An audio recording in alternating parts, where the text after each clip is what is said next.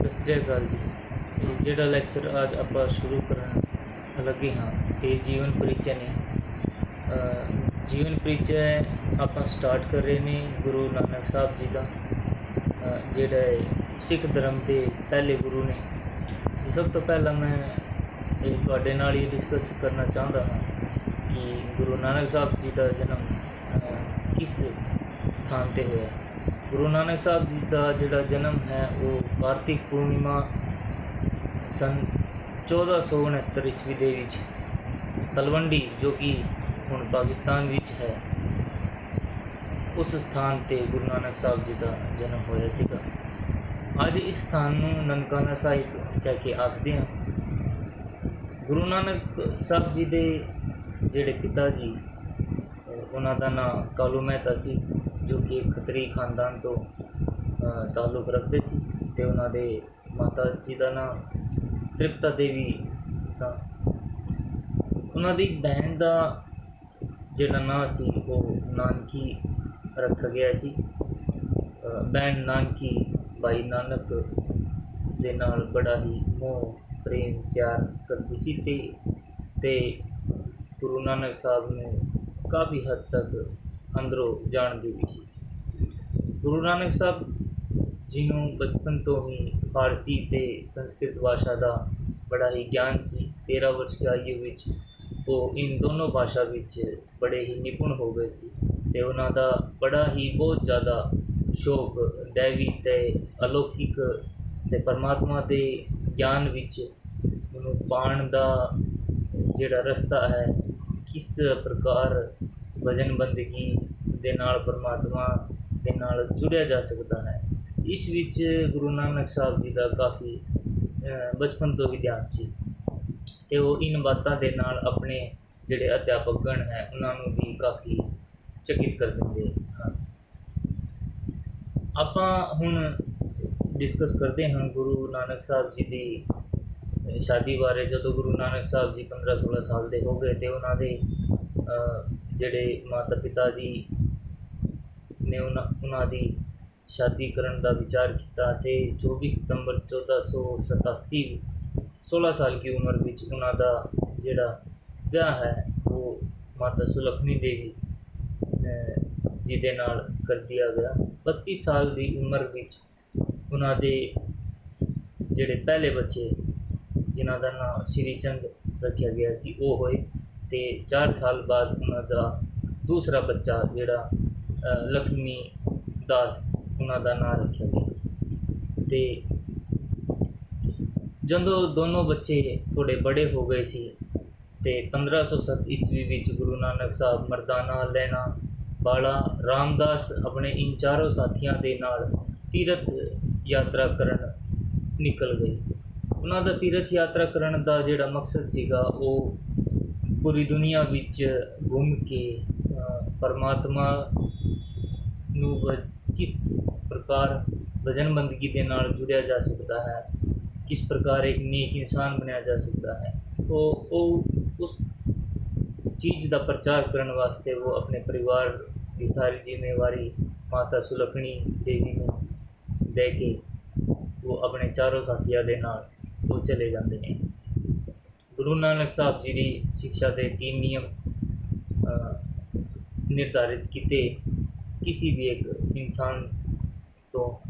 ਉਹਨਾਂ ਨੇ ਕਿਹਾ ਕਿ ਹਰ ਇਨਸਾਨ ਨੂੰ ਨਾਮ ਜਪਣਾ ਚਾਹੀਦਾ ਹੈ, ਪਰਮਾਤਮਾ ਦਾ ਜਿਹੜਾ ਨਾਮ ਹੈ ਉਹ ਬਾਰ-ਬਾਰ ਰਿਪੀਟ ਕਰਨਾ ਚਾਹੀਦਾ ਹੈ, ਜਿਸ ਦੇ ਨਾਲ ਉਹ ਨਾਂ ਸਾਡੇ ਦਿਲ ਵਿੱਚ ਬੈਠ ਜਾਵੇ। ਅਤੇ ਦੂਜਾ ਕੰਮ, ਹਰ ਇਨਸਾਨ ਨੇ ਕਿਰਤ ਕਰਨਾ ਚਾਹੀਦਾ ਹੈ। ਕਿਰਤ ਦਾ ਜਿਹੜਾ ਮਤਲਬ ਸੀਗਾ ਉਹ ਮਤਲਬ ਹੈ ਕਿ ਇਮਾਨਦਾਰੀ ਦੇ ਨਾਲ ਆਪਣੀ ਹੱਕ ਹਲਾਲ ਕੀ ਕਮਾਈ ਕਰਨੀ ਚਾਹੀਦੀ ਹੈ।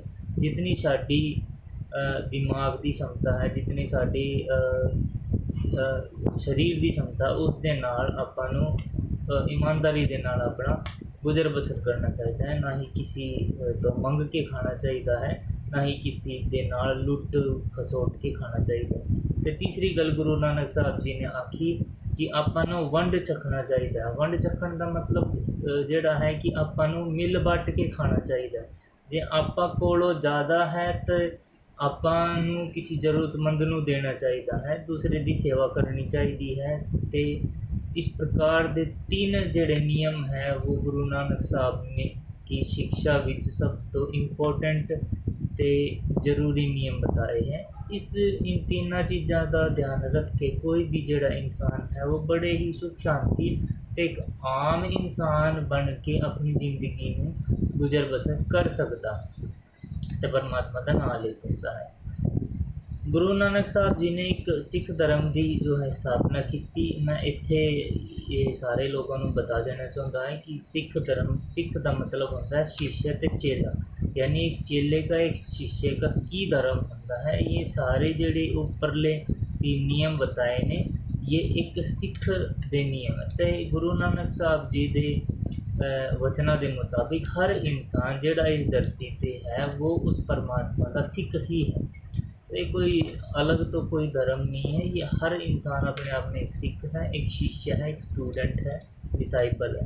तो ये तीन नियम जोड़े हैं वो एक हर इंसान के हर सिख के हैं। गुरु नानक साहब ने कई अपनी रचना की थी जदों में तीर्थ स्थानों पे निकले लोगों को समझाने वास्ते उन्होंने कई सारी रचना लिखी, जैसे कि जप्पू जी साहब लिखा उन्होंने, झूठी देखी प्रीत लिखा, और को काहू को भाई जो नर दुख में दुख नहीं मानी। इस प्रकार की कई सारी रचनाएं गुरु नानक साहब जी ने लिखी। तो जप्पू जी साहब इन सारिया जिहड़ी रचना है इन सारी रचनावां वांगों सब तो इंपोर्टेंट रचना मानी जाती है। गुरु नानक साहब जी ने कई जगह जैसे कि मक्का मदीना, नेपाल और भी कई थावां उत्ते गए थे अपने प्रवचन ते लोगों को परमात्मा का ज्ञान आख्या। गुरु नानक साहब जी का जोड़ा शेष जीवन है वो करतारपुर विच बीत्या। वापिस वो अपने तीर्थ स्थान पूरा करके 1522 ईस्वी विच करतारपुर में आके अपनी सारी जिंदगी जी बाकी उन्होंने शेष जिंदगी थी वो खेतीबाड़ी विच करते हुए उन्होंने बतीत की।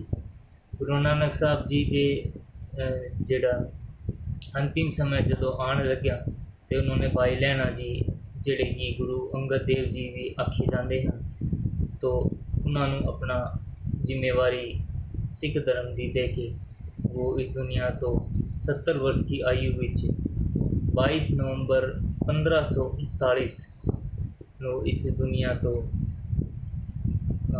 अलग हो गए सी ते परमात्मा विच अभेद हो गए सी।